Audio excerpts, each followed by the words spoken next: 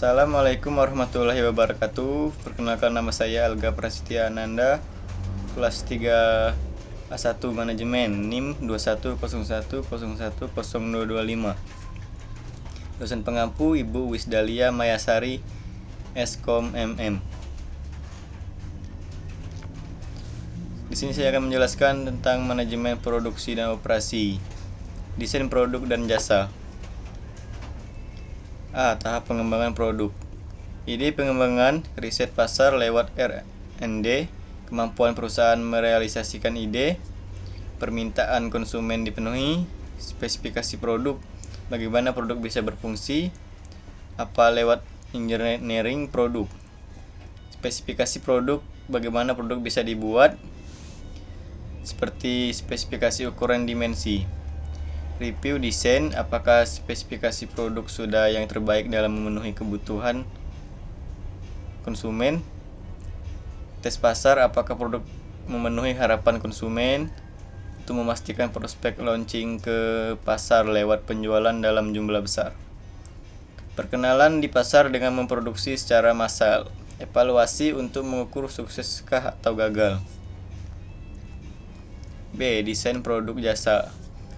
Ada beberapa teknik yang dapat diaplikasikan pada produk jasa untuk mengefisiensikan biaya dan meningkatkan produk, di antaranya penyelarasan selera, customization yang ditunda sedapat mungkin, modularisasi dengan menyediakan paket-paket, automatisasi atau mengurangi interaksi konsumen dengan menggunakan mesin untuk mengganti tenaga manusia. Momen trust, saat penting antara penyedia jasa dan konsumen yang berkesan meningkatkan atau menurunkan harapannya konsumen. Produk life cycle atau PLC. Suatu produk berupa barang atau jasa pada umumnya mengalami tahap kehidupan produk. PLC, Product Life Cycle, melalui 4 fase, yakni fase introduction, perkenalan, fase di mana produk baru dikenalkan dengan pasar. Kondisi ini memerlukan diantaranya penelitian, research and development, pengembangan produk, modifikasi dan perbaikan proses, pengembangan pemasok. 2. Fase pertumbuhan atau growth. Desain produk telah mulai stabil dan diperlukan peramalan kebutuhan kapasitas yang efektif dan perlu peningkatan kapasitas agar dapat memenuhi permintaan. C. Fase kehidupan produk, PLC. 3. Fase kematangan, maturity. Ketika sebuah produk dewasa, pesaing mulai bermunculan. Produksi jumlah besar dan inovatif sangat sesuai pada fase ini dan perlu inovasi. Pengendalian biaya harus lebih baik. Meningkatkan laba dengan pembatasan lini produk. 4. Fase penurunan atau decline. Manajemen mungkin perlu agak kejam terhadap produk yang siklus hidupnya mendekati akhir. Produk yang hampir mati biasanya produk yang buruk bagi investasi, sumber daya, dan kemampuan manajerial. Produk hampir mati, maka mungkin perlu menghentikan produk tersebut dan menggantinya dengan desain produk baru. D. Teknik merancang produk. Robust design, desain yang tangguh, desain yang dapat diproduksi sesuai permintaan, walaupun dalam kondisi yang tidak memadai. Modular design, bagian atau komponen produk yang dengan mudah dapat ditukar atau digantikan. Computer Aided Design atau CAD, penggunaan komputer secara interaktif untuk mengembangkan dan mendokumentasikan sebuah produk. Computer Aided Manufacturing atau CAM, penggunaan teknologi informasi untuk mengendalikan mesin. D. Teknik merancang produk. 5. Teknologi virtual reality, bentuk komunikasi secara tampilan di mana gambar menggantikan kenyataan dan biasanya user atau pengguna dapat merespon secara interaktif. 6. Value analysis, kajian dari produk sukses yang dilakukan selama proses produk. Desain yang ramah lingkungan environmentally friendly design atau perancangan produk yang telah memasukkan unsur kepekaan terhadap masalah lingkungan yang sangat luas pada proses produksi. Bagaimana membuat desain produk ramah lingkungan?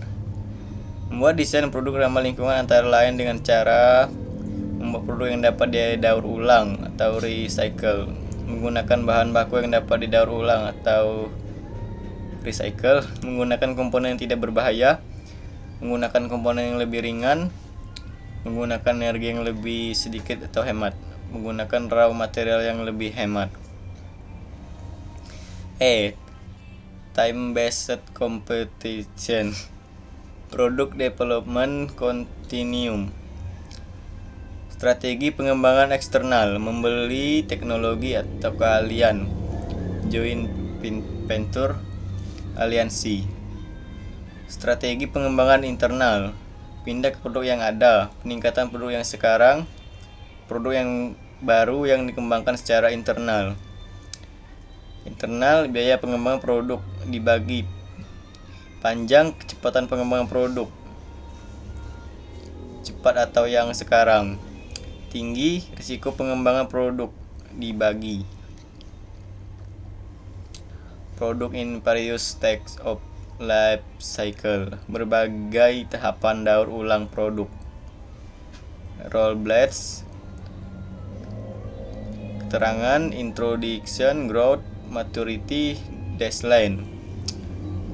Tarantula, virtual reality atau jet ski.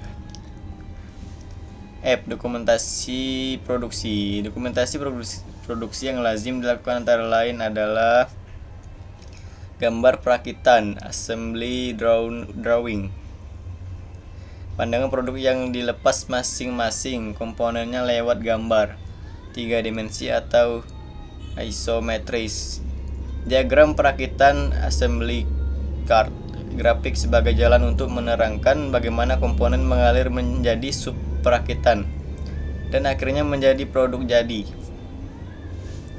Lembar rute atau roadside, daftar operasi yang dibutuhkan untuk memproduksi komponen dengan bahan yang dirinci dalam bill of material. Perintah kerja, work order, instruksi untuk membuat sejumlah kuantitas produk tertentu, biasanya untuk jadwal tertentu. Engineering change notice atau ECN, perbaikan atau perubahan dari gambar teknik atau bill of material. Bagaimana membeli teknologi untuk desain produk? Teknologi dapat dibeli dengan mengambil alih sebuah perusahaan, yaitu melalui joint venture, mendirikan perusahaan bersama untuk mengejar suatu produk atau pasar. Aliansi, atau kesepakatan atau komitmen yang saling menguntungkan tanpa ketergantungan namun tetap konsisten dengan strategi yang mendukung misi masing-masing pihak. Oke, mungkin sekian presentasi dari saya. Lebih dan kurangnya saya mohon maaf. Assalamualaikum warahmatullahi wabarakatuh.